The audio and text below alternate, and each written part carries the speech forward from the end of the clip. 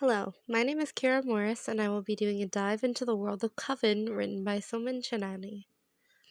First, a quick overview of what we're going to cover today. I'll begin with credits to the creative team responsible for the work done on this project.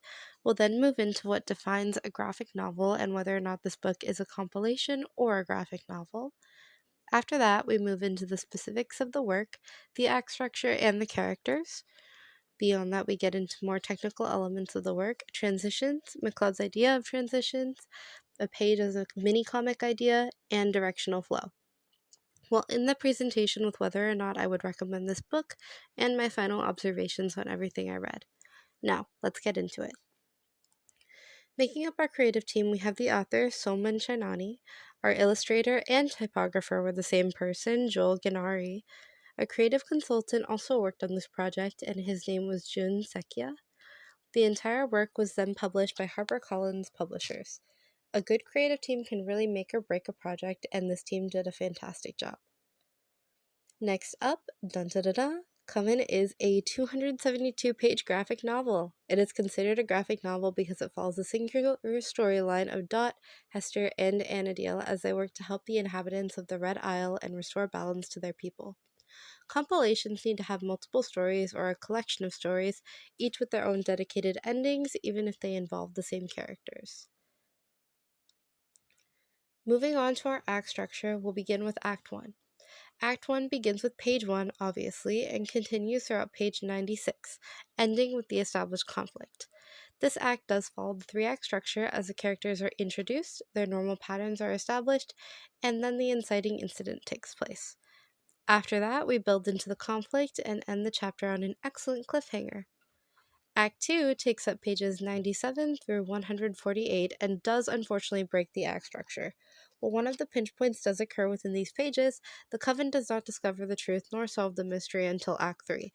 The investigation takes up the priority for this shorter act. Act 3 is the final part of the story, spanning pages 149 through 260. This is the final act. It contains the parts that would have been in Act 2, including the discovery of the face killer, solving the mystery, and the final altercation. All of these elements contain the climax and eventual resolution at the end. Character-wise, our story follows a coven of witches, Dot, Hester, and Anadil. All of the protagonists have their own set of flaws that they eventually arc through and overcome, or at least make progress through by the end of the novel.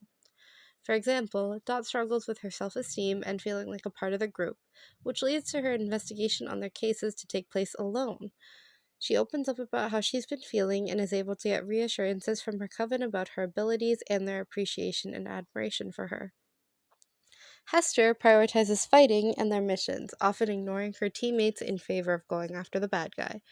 Hester admits that she struggles to show her appreciation or vocalize her appreciation, and instead shows how much she cares by fighting for her loved ones and protecting them.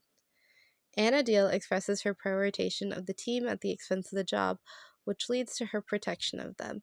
By vocalizing this, she's able to connect with them and is able to focus more on her missions in the future. Next up, we have our transitions, which the story does a good job of completing. We begin in the Endless Woods, which are the main location for the witches, as the scene demonstrates them living in the woods and working as peacekeepers to the surrounding areas. Then, the transition to the Red Isle works out well because the messengers working for the witches post the name Red Isle all over the job board before cutting the main cast of characters out living out there and showing the conflict happening in real time. At any turning point, there are also minor transitions, but all of them are generally accounted for and implied. For example, the guards catch the Coven in one scene, and the next is them trapped in a jail cell.